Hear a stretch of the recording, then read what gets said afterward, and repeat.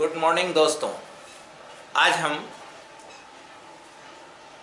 हमारे share capital वाले chapter में शेयर कैपिटल को कंपनी की बैलेंस शीट में कैसे डिस्क्लोज करते हैं। डिफरेंट काइंड्स और different classes of shares are there. जब अलग अलग शेयर्स इक्विटी एंड प्रेफरेंस होते हैं उसमें बहुत सारी चीज़ें अलग अलग होती है। उन्हें हम बैलेंस शीट में किस तरीके से डिस्क्लोज करेंगे ये समझना चाहते हैं और ये हमारे एग्ज़ाम के पॉइंट ऑफ व्यू से भी बहुत इम्पोर्टेंट क्वेश्चन है, इसलिए ध्यान से समझिएगा। सबसे पहले हम आपको ये बता दें कि बैलेंस शीट में हम कैसे शो करते हैं और फिर उस अमाउंट को हम कहाँ से कैसे लेकर के आते हैं।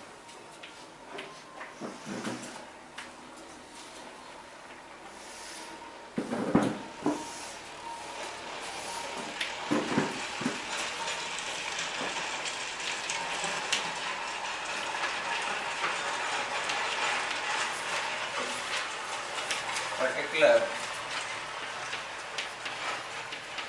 नोट नंबर और अमाउंट लिख देते हैं। यहाँ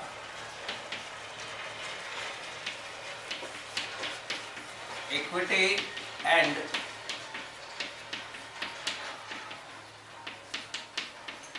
लायबिलिटीज और इसी में लिखते हैं हम शेयर होल्डर्स फंड। ये हमारा मेन हेड है। इसमें सब हेड होता है शेयर कैपिटल, जिसे हम नोट नंबर 1 से कैलकुलेट करके लाते हैं। इसके बाद आता है यहाँ पर reserves and surplus, note number 2। अभी हम इन दोनों चीज़ों को देखेंगे। शेयर होल्डर्स फंड में शेयर कैपिटल के सामने यहाँ जो भी अमाउंट लिखना है वो कहाँ से आएगा, कैसे आएगा, इसको हम समझते हैं। इसके लिए आपको एक नोट्स टू अकाउंट्स बनाने पड़ते हैं। उसमें क्या क्या चीजें लिखते हैं, कैसे कैसे लिखते हैं, वो भी हम समझते हैं।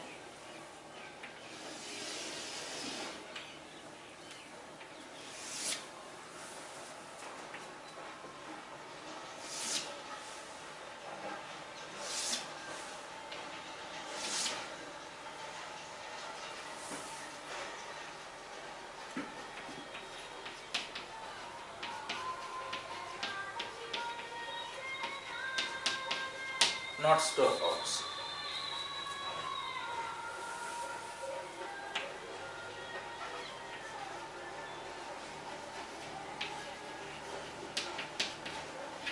शेयर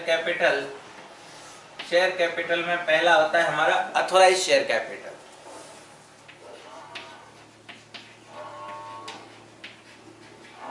अथॉराइज कैपिटल, ये अथॉराइज कैपिटल कभी भी हमारी बैलेंस शीट की टोटल का पार्ट नहीं होता है और हम ये पहले समझ चुके हैं कि अथॉराइज्ड कैपिटल क्या होता है। Maximum number of shares that can be issued by the company in the market. जितने शेयर्स कंपनी को बाजार में इशू करने की परमिशन मिली है और उनसे वो कितना पैसा मैक्सिमम कलेक्ट कर सकते हैं, वो होता है अथॉराइज कैपिटल। इसमें भी दोनों इक्विटी शेयर्स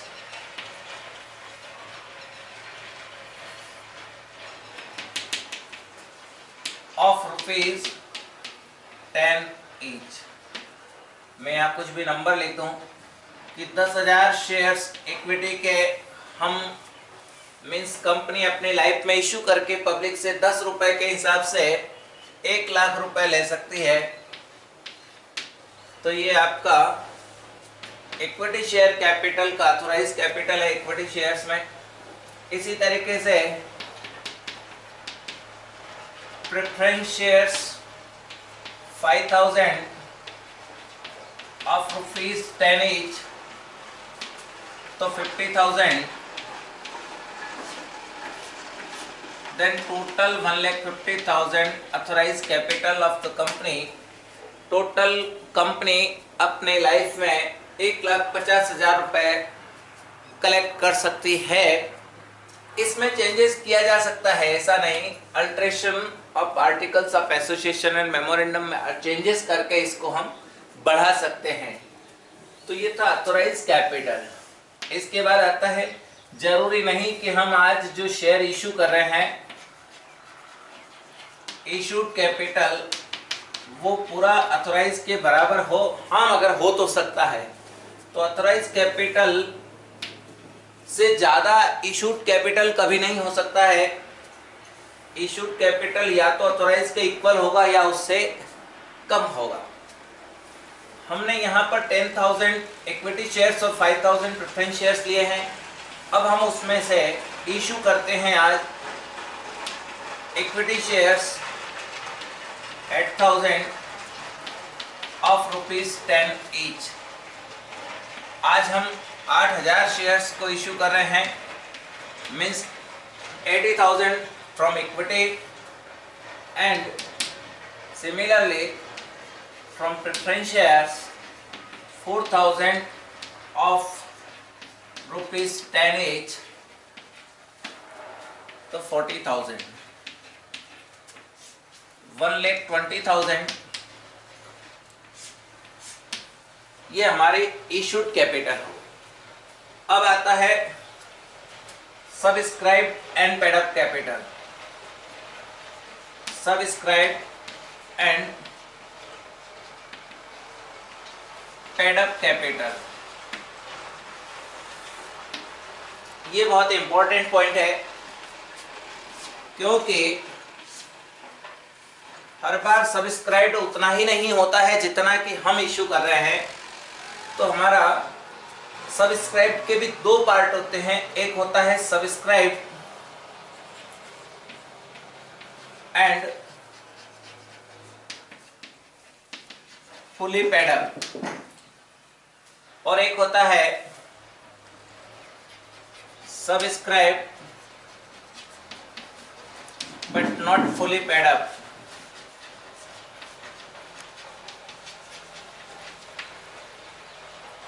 इस 8,000 शेयर्स में से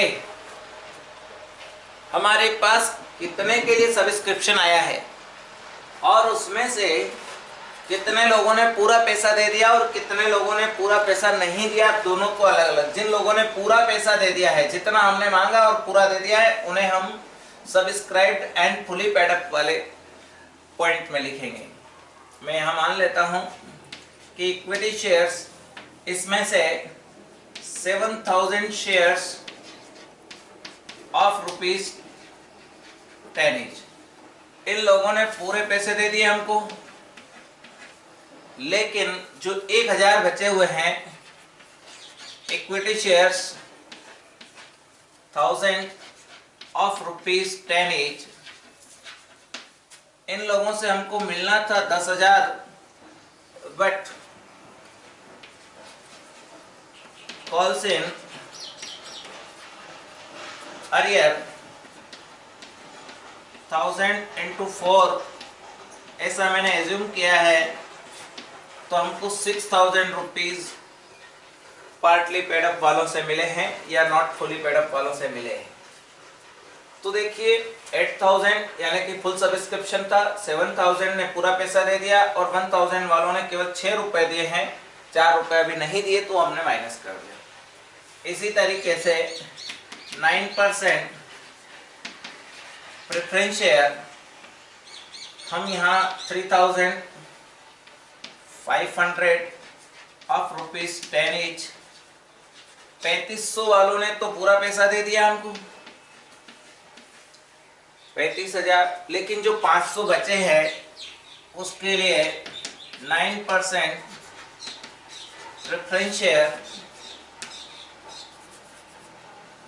500 ऑफ ₹10 ईच, यहाँ हमको 5,000 रुपये मिल रहे थे, इसमें भी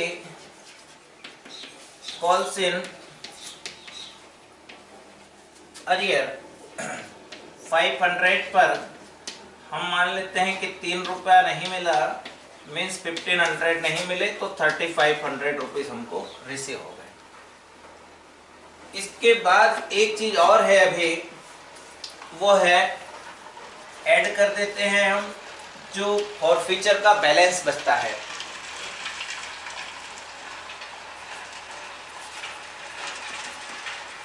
फॉरफिटेड शेयर्स 2000, 1000 जो भी बैलेंस है वो यहाँ लिखे हैं। तो 1,50,000, 1,20,000 और इन सबको जोड़ लो कि 1,00,000 कितना हो गया, 1,16,500।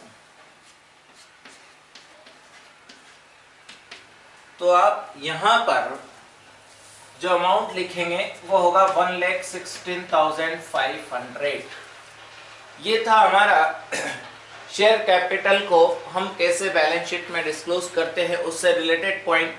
लेकिन इसके साथ ही मैं कुछ और बात समझाना चाहता हूं, वो ये है, हम थोड़ा थोड़ा डिस्कस इन चीज़ों पर कर लें कि ऑथराइज कैपिटल तो हमने समझा कि कंपनी मैक्सिमम कितना शेयर कैपिटल बाजार से ले सकती है। Issued capital is part of authorised capital that can be offered to the public at present time and subscribed means public interested to purchase share of our company, कितने shares खरीदने में interest है, and that particular people deposited amount in our bank account of application. Application कितने लोगों, इसे हम applied भी कह सकते हैं, सब्सक्राइब्ड को अप्लाइड भी कह सकते हैं। ये लोग एप्लीकेशन का पैसा हमारे यहाँ जमा करा चुके हैं। फुली पेड मतलब जिनने पूरा पैसा दे दिया, बट नॉट फुली पेड मतलब हमने मांगा ज़्यादा है पर उन्होंने कम दिया। और एक ये चीज़ मैं फिर यहाँ बता दूँ कि ये फॉरफिटेड वाला बैलेंस यहाँ कैसे आएगा। इसके बाद बस एक दो बात और करनी है। ये लिखा है, सपोज हमने टोटल 500 शेयर्स फॉरफिट किए हैं और इन पर एक शेयर्स पर 4 रुपए के हिसाब से रिसीव हो चुका था हमको, तो टोटल बैलेंस ऑफ फॉरफीचर है हमारे पास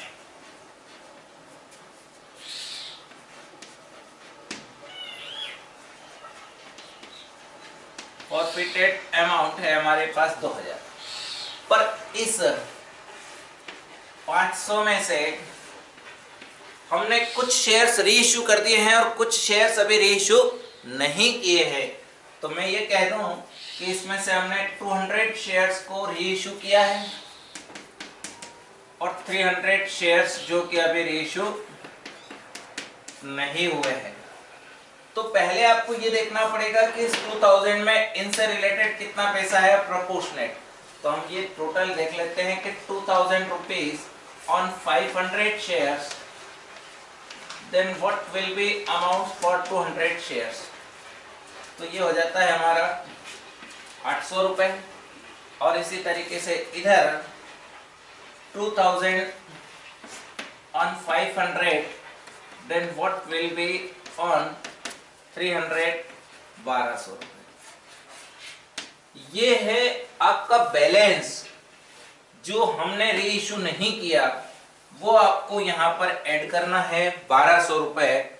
अभी मैं यहां अमाउंट चेंज कर दूं, ज्यादा अच्छा है, ये 1200 रुपए।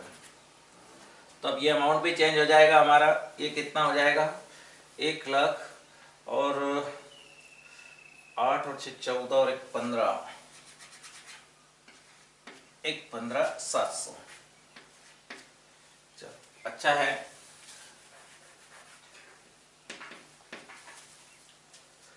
और ये जो बैलेंस है आपका 800 रुपए है, इससे आपने री इश्यू किया है। तो री इश्यू करते समय जितना पैसा आपने यूज किया है,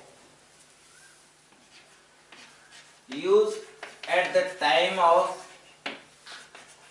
री इश्यू, सपोज मैं मान लूं कि 300 रुपए यूज किया, तो जो 500 रुपए बचा हुआ है ये चला जाएगा कैपिटल रिजर्व में। और ये capital reserve, reserves and surplus का पार्ट है, इसलिए इसे उसमें ऐड करके लिखेंगे। बहुत सारी चीजें आती है उसके साथ जोड़ करके लिखा जाता है। तो ये है हमारा। अभी एक दो बात और करते हैं। ये था हमारा disclosure of share capital in companies balance sheet कि सबसे पहले हम यहाँ लिखे कि शेयर कैपिटल जो इक्विटी और लायबिलिटी का पार्ट होता है उसमें कितना अमाउंट आएगा, तो वह इस तरीके से हमको डिस्क्लोज करना पड़ेगा। एक आध बात और यह है कि हमने सिक्योरिटी प्रीमियम पर डिस्कस नहीं किया। अगर किसी क्वेश्चन में हमने सिक्योरिटी प्रीमियम लिया है तो वो सिक्योरिटी प्रीमियम हमारा रिजर्व्स एंड सरप्लस का पार्ट होगा। वो सिक्योरिटी प्रीमियम हमारा रिजर्व्स और सरप्लस का पार्ट होगा। साथ ही इसमें अगर कहीं कॉल्स इन एडवांस आ जाता तो कॉल्स इन एडवांस इसी इक्विटी एंड लायबिलिटी में हम एक हेड देते हैं जिसे करंट लायबिलिटी कहते हैं। उस करंट लायबिलिटी वाले हेड में आपका अदर करंट लायबिलिटी का जो पार्ट है उसमें इसे लिखा जाता है। और बैंक का जो बैलेंस आता है, बैंक बैलेंस जो होता है वो हमारा असेट साइड में कैश एंड कैश इक्विवेलेंट में लिखा जाता है। करंट असेट्स में करंट असेट्स का पार्ट होता है। तो ये थी कुछ बातें जो आपको सीधे सीधे शेयर कैपिटल को बैलेंस शीट में कैसे डिस्क्लोज किया जाता है उससे रिलेटेड है। मैं समझता हूं आपको इतना अगर आपने याद रखा तो आप बहुत अच्छी तरीके से इस चीज को कर पाएंगे। बस इसी के साथ हम इस वीडियो को यहीं समाप्त करते हैं। Okay, thank you. आगे की कोई चीज